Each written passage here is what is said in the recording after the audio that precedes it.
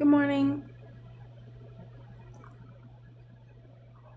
I worked this morning, so I won't be on here long. Sorry, my alarms will probably keep going off because I'm too lazy to shut them all off. I just woke up, so.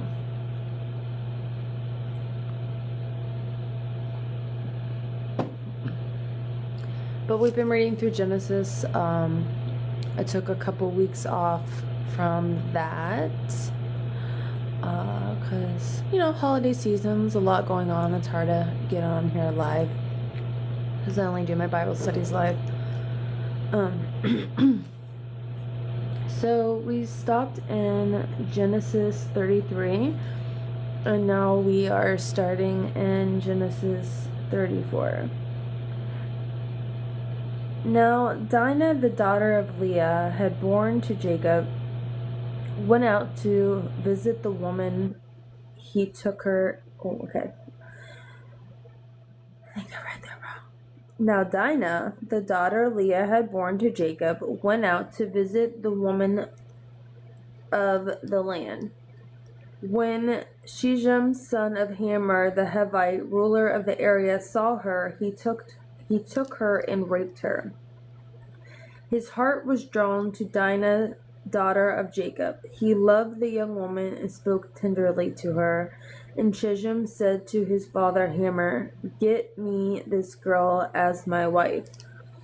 When Jacob heard that his daughter Dinah had been defiled, his sons were in the field with his livestock, so he did nothing about it until they came home.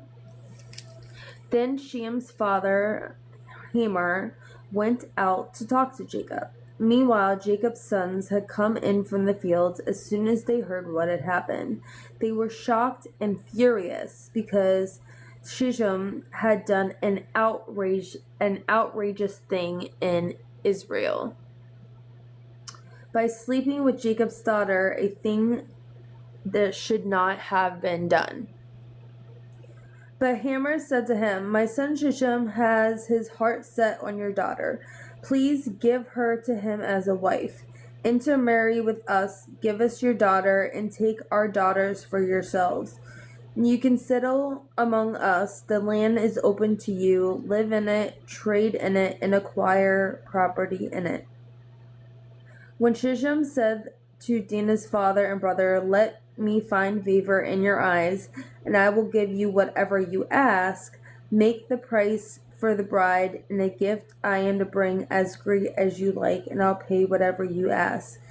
Only give me the young woman as my wife." This is so messed up on so many levels.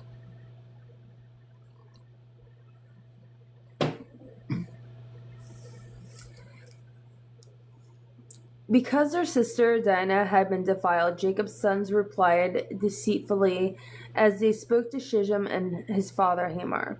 They said to him, "We can't do such a thing. We can't give our sister to a man who is not circumcised. That would be a disgrace to us. We will enter an agreement with you on one condition only, that you become like us by circumcising all your males. Then we will give you our daughters and take your daughters for ourselves. We'll settle among you and become one people with you.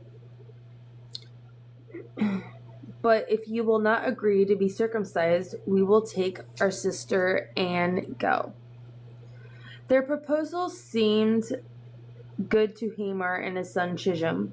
The young man, who was the most honored of all his father's family, lost no time in doing what they said, because he was delighted with Jacob's daughter. So Hamor and son Shechem went out to the gate of the city to speak of the men of their city.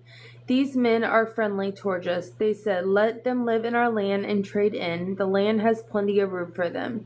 We can marry their daughters and they can marry ours, but the men will agree to live with us as one people only on the condition that our males be circumcised as they themselves are.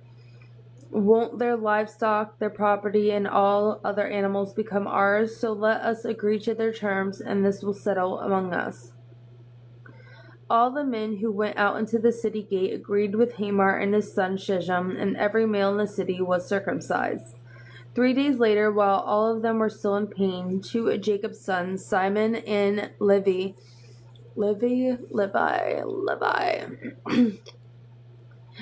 Dinah's brothers took their swords and attacked the unsuspecting city, killing every male. They put Hamor and his son Shechem to the sword and took Dinah from the Shechem's house and left. The sons of Jacob came upon the dead bodies and looted the city where their sister had been defiled. They seized their flocks and herds and donkeys and everything else of theirs in the city and out in the fields. They carried off their wealth and all their women and children, taking a plunder everything in the houses. Then Jacob said to Simon and Levi, "You have brought trouble on me by making me obnoxious to the Canaanites and Perizzites." Sorry. See, I knew that was going to happen. And the Perizzites, the people living in this land. We are few in number, and if they join forces against and attack me, I and my household will be destroyed. But they replied, "Should he have treated our sister like a prostitute?"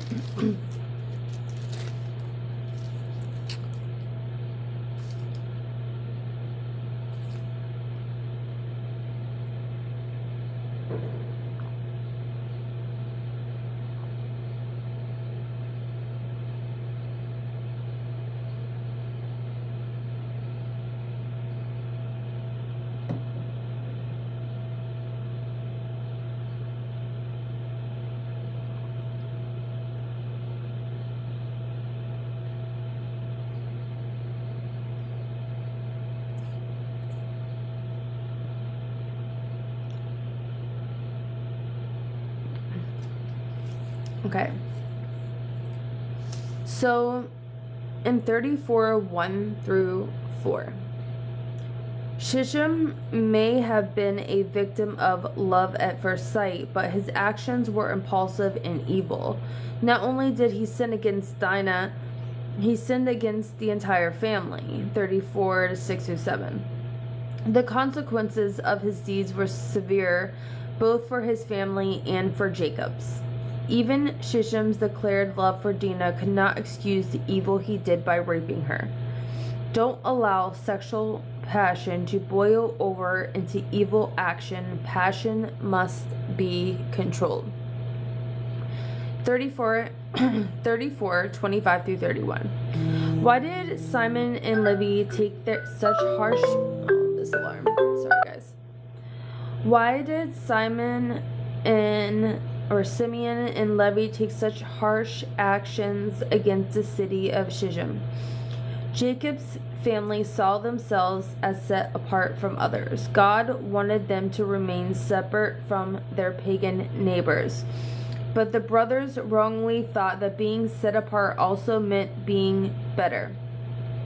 This arrogant attitude led to the terrible slaughter of innocent people.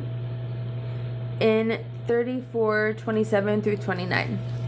When Shechem raped Dinah, the consequences were far greater than he could imagine. Dinah's brothers were outraged and took revenge. Pain, deceit, and murder followed. Sexual sin is devastating because its consequences are so far-reaching. 34, 30, and 31. In seeking revenge against Shechem, Simeon and Levi lied, stole, and murdered. Their desire for justice was right, but their ways of achieving it were wrong. Because of their sin, their father cursed them with his dying breath. 49, 5 through 7. Generations later, their descendants lost the part of the promised land allotted to them. When tempted to return evil for evil, leave revenge to God and spare yourself the dreadful consequences of that sin.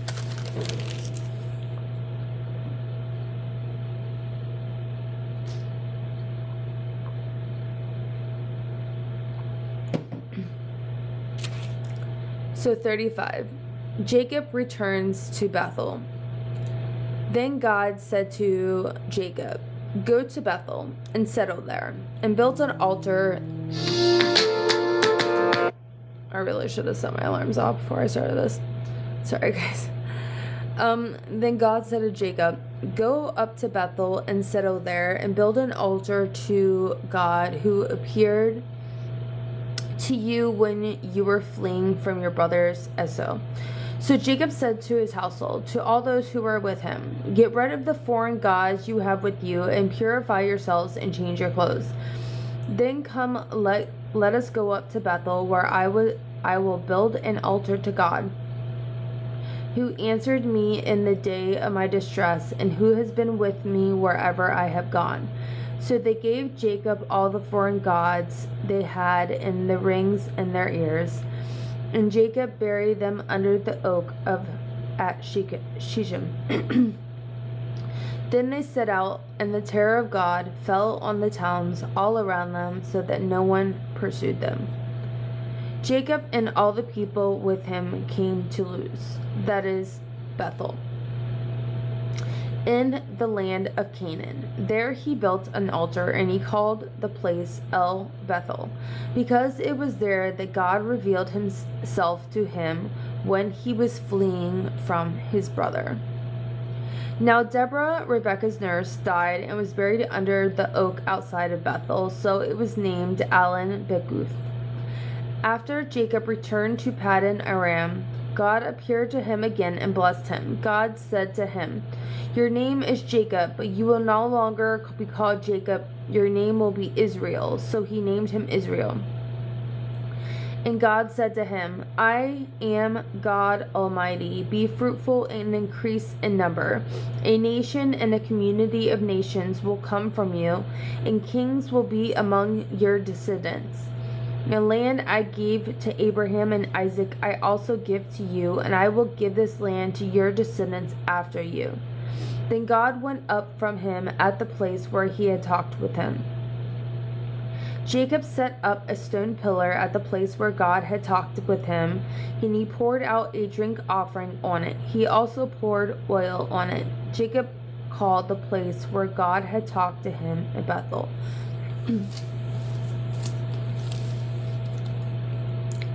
The deaths of Rachel and Isaac. Then they moved from Bethel.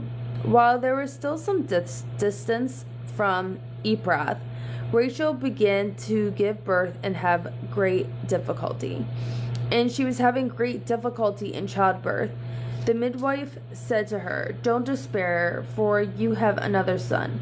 As she breathed her last, for she was dying, she named her son Ben-Oni, but his father named him Benjamin. That sounds like my dad. I was supposed to be Ashley, and I turned out to be Christy, who goes by Nikki. My mom was so mad.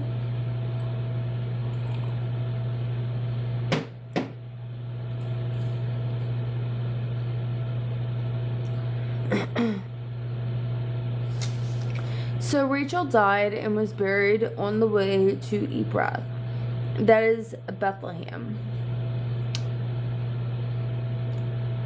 Over her tomb, Jacob set up a pillar, and to this day that pillar marks Rachel's tomb. Israel moved on again and pitched his tent beyond Migdal Eder. While Israel, it's weird calling Jacob Israel now.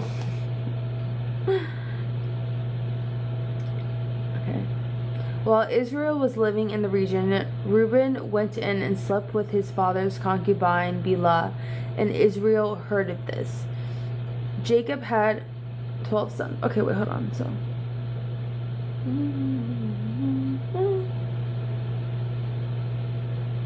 yeah, okay, that was right.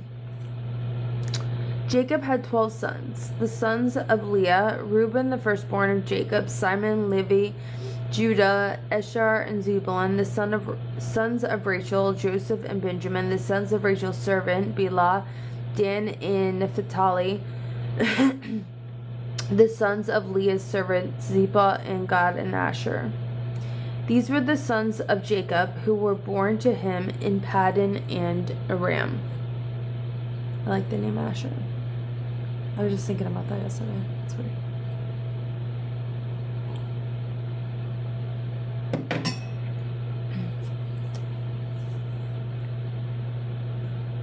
Jacob came home to find his son Isaac in Mamre, near Kiriath Arba, that is Hebron, where Abraham and Isaac had stayed. Isaac lived 180 years. When he breathed his last and died and gathered to his people, old and full of years, and his son Esau and Jacob buried him. 35:2. Why did the people have these idols, foreign gods? Idols were sometimes seen more as good luck charms than as gods. Some Israelites, even though they worship God, had idols in their homes. Just as some Christians today own good luck trinkets, Jacob believed that idols should have no place in his household. He wanted nothing to divert his family from spiritual focus. Jacob ordered his household to get rid of their gods. Unless we remove idols from our lives, they can ruin our faith. What idols do we love? An idol is anything we put before God. Idols don't have to be physical objects. They can be thoughts or desires. Like Jacob, we should get rid of anything that could stand between us and God. 35:4. Why did the people give Jacob their earrings? Jewelry in itself was not evil, but in Jacob's day, earrings were often worn as good luck charms to ward off evil. The people in his family had to cleanse themselves of all the pagan influences, including a reminder of the foreign gods. 35:10. God reminded Jacob of his new name Israel, which meant he struggles with God. Although Jacob's life was littered with difficulties and trials, his new name was a tribute to his desire to stay close to God despite life's disappointments. Many people believe that Christianity should offer a problem-free life. Consequently, as life gets tough, they draw back disappointed. Instead, they should determine to prevail with God through life's storms. Problems and difficulties are painful but inevitable. You might as well see them as opportunities for growth. You can't prevail with God unless you have troubles to prevail over.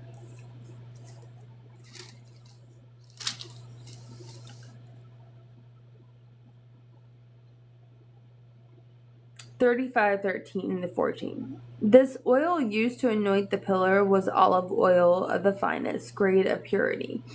It was expensive, so using it showed the high value placed on the anointed object. Jacob was showing the greatest respect for the place where he had met God. 35:22. Reuben's sin was costly, although not right away. As the oldest son, he stood to receive a double portion of the family's inheritance and a place of leadership among his people. Reuben may have thought he had gotten away with his sin. No more is mentioned of it until Jacob, on his deathbed, assembled his family for the final blessing. Suddenly, Jacob took away Reuben's double portion and gave it to someone else. The reason? You went up into your father's bed, onto my couch, and defiled it. Sin's consequences can plague us long after the sin is committed. When we do something wrong, we may think we can escape unnoticed, only to discover later that the sin has been quietly breeding serious consequences.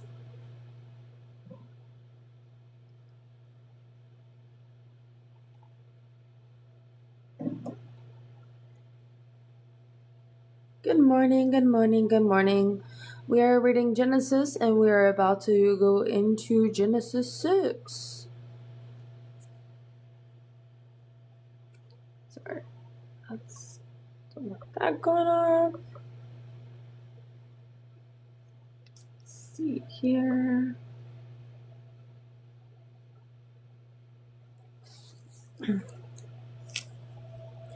Okay, so before we go on to 36, let's go into the profile of Dinah.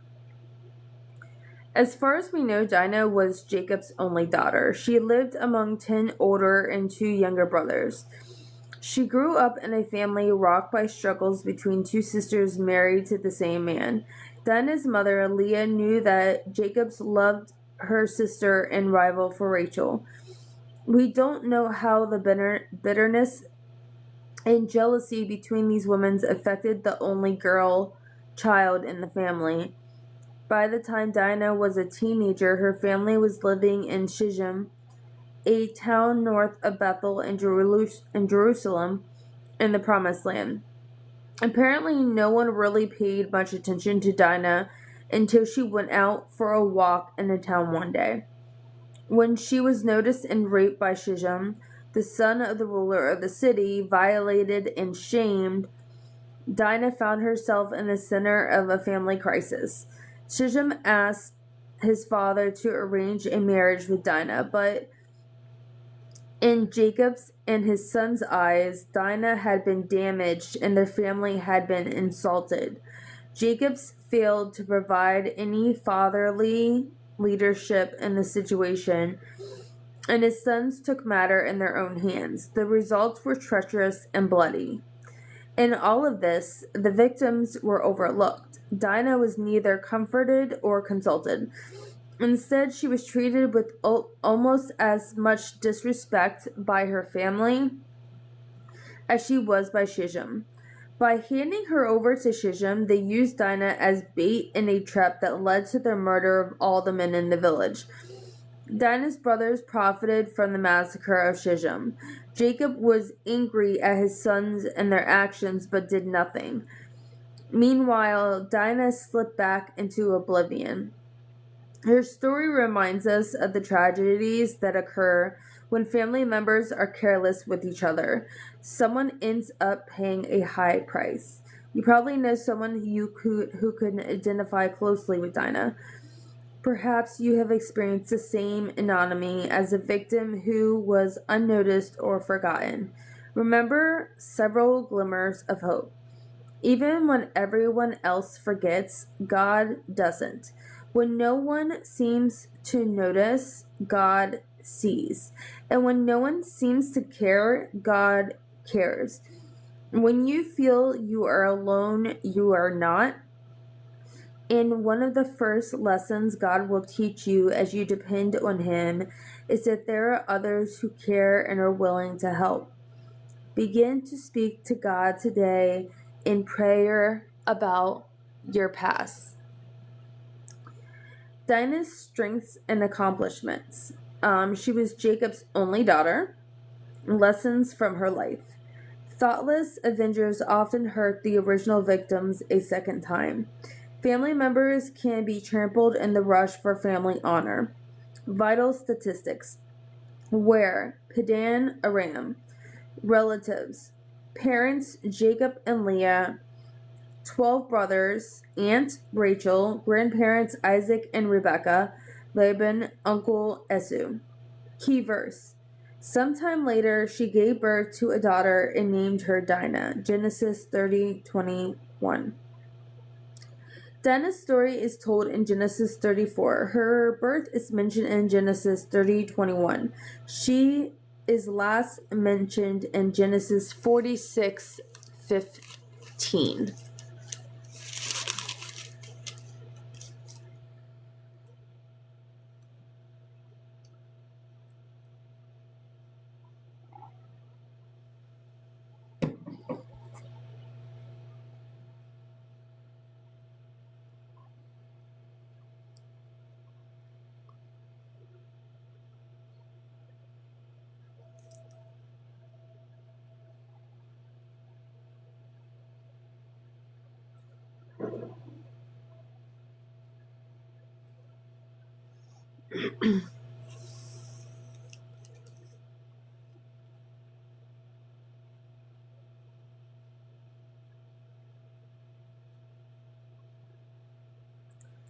36. Esau descendants. This is the account of the family line of Esau, that is Edom. Esau took his wives from the women of Canaan. Ada's daughter of Elon and Hittite, and Oholibamah daughter of Anna, and granddaughter of Zibeon and Hivite. Also, Basmath, daughter of Ishmael, and sister of Nebaioth. Oy, these names.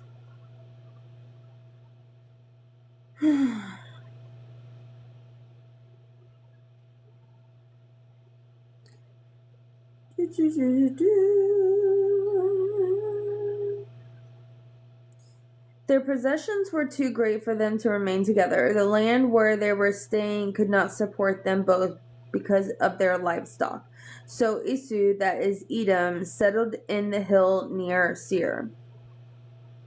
This is the account of the family line of Esau, the father of the Edomites in the hill country of Seir. These are the names of Esau's sons: Eliphaz, the son of Esau's wife Ada, and Reuel, the son of Esau's wife Basmath, the son of Eliphaz, Teman, Omar, Zepho, Gatam, and Kinzaz. Esau's son Eliphaz also had a concubine named Timnah, who bore him Amalek. These were grandsons of Esau's wife Ada, the son of Reuel, Nahath, Zerah, Shaman, and Mesa. These were the grandsons of Esau's wife Basmath. The Edomites were descendants of Esau, who lived south and east of the Dead Sea. The country featured rugged mountains and desolate deserts. Several major roads led to Edom because it was rich in natural resources. During Exodus, God told Israel to leave the Edomites alone, Deuteronomy 2:4-5, because they were relatives. But Edom refused to let them enter the land, and later they became bitter enemies of King David. The nations of Edom and Israel shared the same ancestors, Isaac, and the same border. Israel looked down on Edomites because they had intermarried with Canaanites.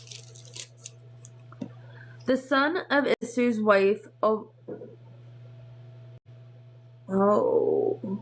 Oholibamah, daughter of Anna and granddaughter of Zibeon, whom she bore of Esau. Gotta love these genealogies. They are important. They're just tedious.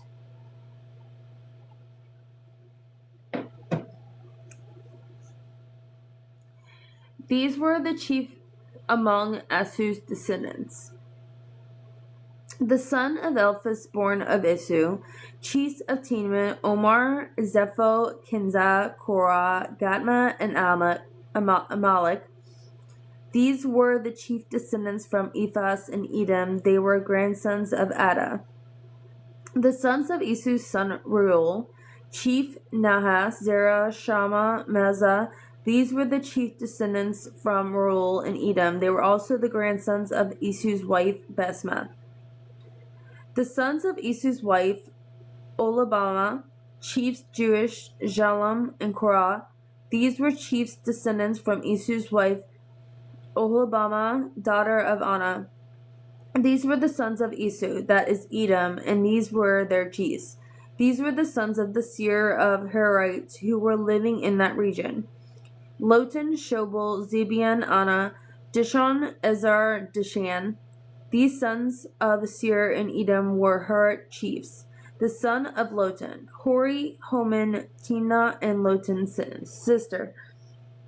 The sons of Shobal, Alvan, Manahath, Elbol, Shepo, and Onam. The sons of Zibeon, Anna. This is Anna's, who discovered the hot springs in the desert while he was grazing the donkeys with his father Zibeon. The children of Anna, Dishon and Omaha, daughter of Anna. The sons of Dishon, Heman, Ishban, Ithran, Kiran, the son of Azar, Bilhan, Kavan, and Achan, the son of Dishan, Uz, and Iran. These were the Holarite chiefs: Lotan, Shobal, Zebion, Anna, Dishan, Ezar, and Dishan. These were the Harite chiefs according to their divisions in the land of Seir. Whew! That was a mouthful. The title chief is equivalent to head of the clan.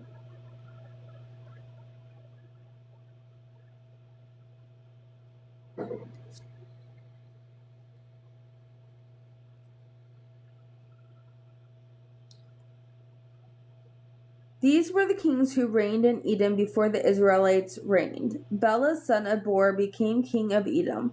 His city name was Dinhabah. When Bela died, Jacob, son of Zerah from Bozrah, succeeded him as king. When Jobab died, Husham from the land of the Temanites succeeded him as king. When Husham died, Hadad, son of Bedad, who defeated Midian in the country of Moab, succeeded him as king. His city was named Aviath. When Hadad died, Samlah from Masrekah succeeded him as king. When Samlah died, Shaul from Rehoboth on the river succeeded him as king. When Shaul died, Baal-Hanan, son of Asbar, succeeded him as king. When Baal-Hanan, son of Asbar, died, Hadad succeeded him as king. His city was named Paul, and his wife named was Mehetabel, daughter of Matred, the daughter of Me-Zahab.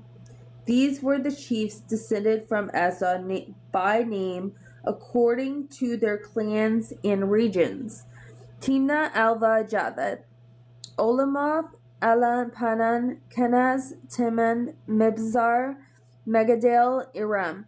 These were the chiefs of Edom according to their settlements and land they occupied. This is the family line of Esau, father of the Edomites.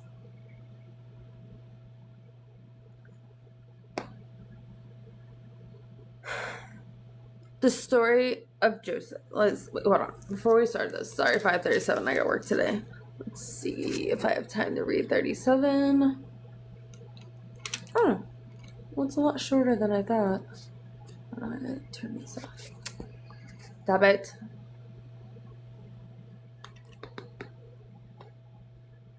Okay. Yeah, I can start this. Okay, we'll do 37. So what did we start on? 34, 35, 34, 35, 36. 4? Not bad. Not bad at all. Okay. So the story of Joseph. Joseph is one of Jacob's 12 sons, was obviously the favorite. Hated by his brothers for this, Joseph was sold to slave traders only to emerge as the ruler of Egypt.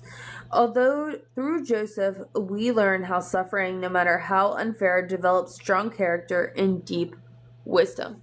This is one of my favorite stories. I'm actually really excited. That's why I'm starting it early. Only one chapter though, because I gotta get ready for work. But when I was really little, my mom took me to see Joseph and the Technicolor Dreamcoat live, a play, and it changed my life. It was the coolest thing I've ever seen in my entire life. I wanted to take my kids, but it was like in Russia right now, so like it wasn't anywhere near here. I was really sad about that.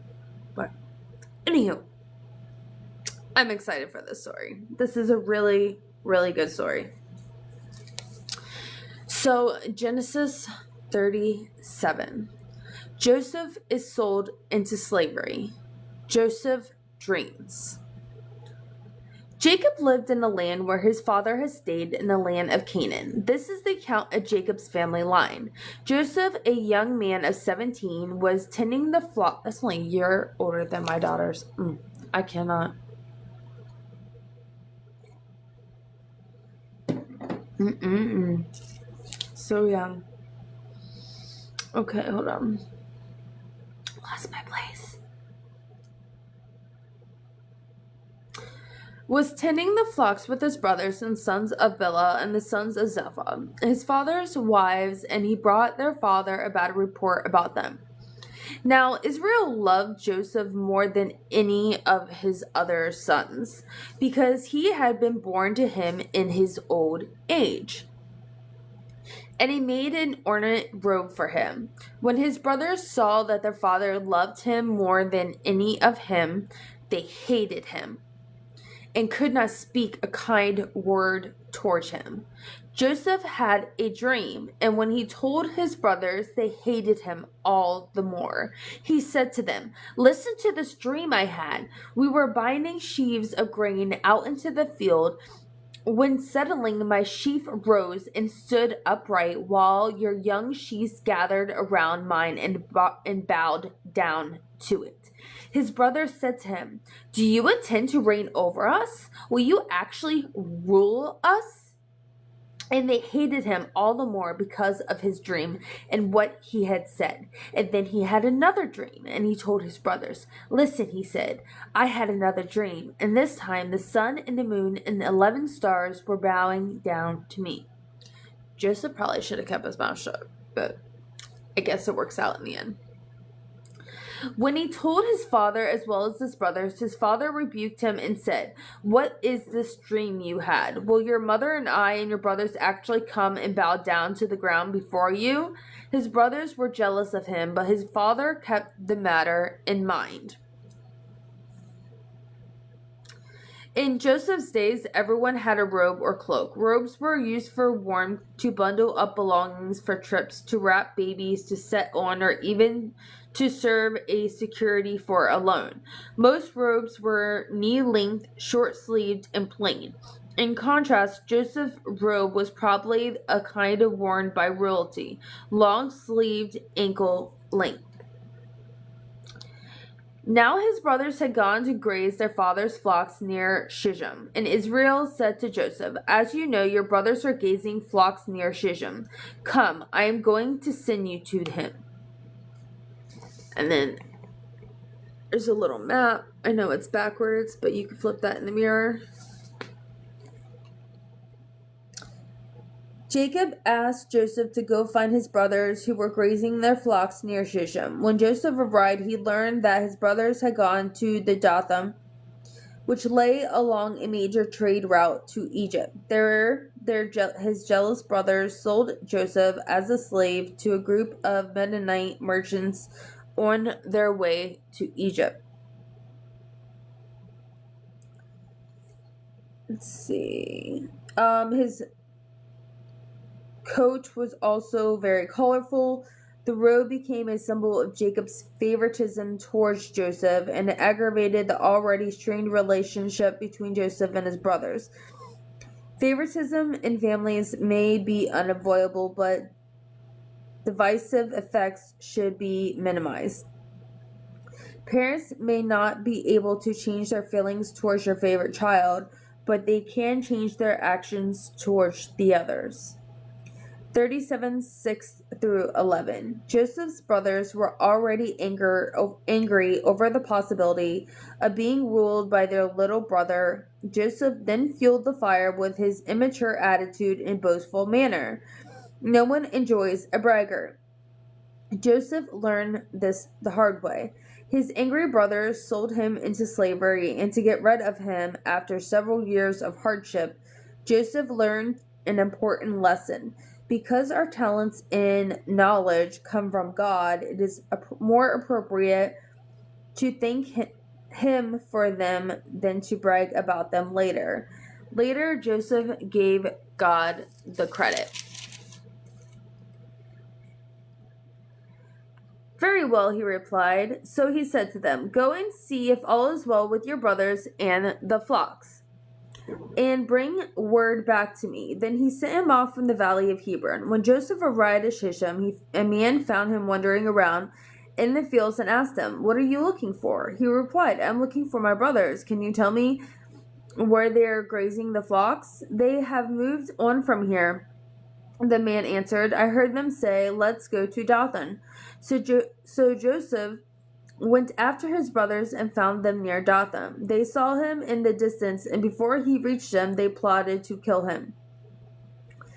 "Here comes that dreamer," they said to each other. "Come now, let's kill him and throw him into one of the cisterns and say that a ferocious animal devoured him, and then we'll see what comes of his dreams." When Reuben heard this, he tried to rescue him from their hands. Let's not take his life," he said. "Don't shed any blood. Throw him into the cistern here in the wilderness, but don't lay a hand on him." Reuben said to his rescue him from them and take him back to his father. So when Joseph came to his brothers, they stripped him of his robe, the ornate robe he was wearing, and they took him and threw him in the cistern. The cistern was empty, there was no water in it. As they sat down to eat a meal, they looked up and saw a caravan of Ishmaelites coming from the Galilee. The camels were loaded with spices, balm, and myrrh, and they were on their way to take him down to Egypt. Judah said to his brothers, "What will we gain if we kill our brother and cover up his blood? Come, let's sell him to the Ishmaelites and not lay hands on him. After all, he is our brother, our own flesh and blood." His brothers agreed. So when the Midianite merchant came by, his brothers pulled Joseph out of the cistern and sold him for 20 shekels of silver to the Ishmaelites, who took him to Egypt. When Reuben returned to the cistern and saw that Joseph was not there, he tore his clothes. He went back to his brothers and said, "The boy isn't there. Where can I turn now?"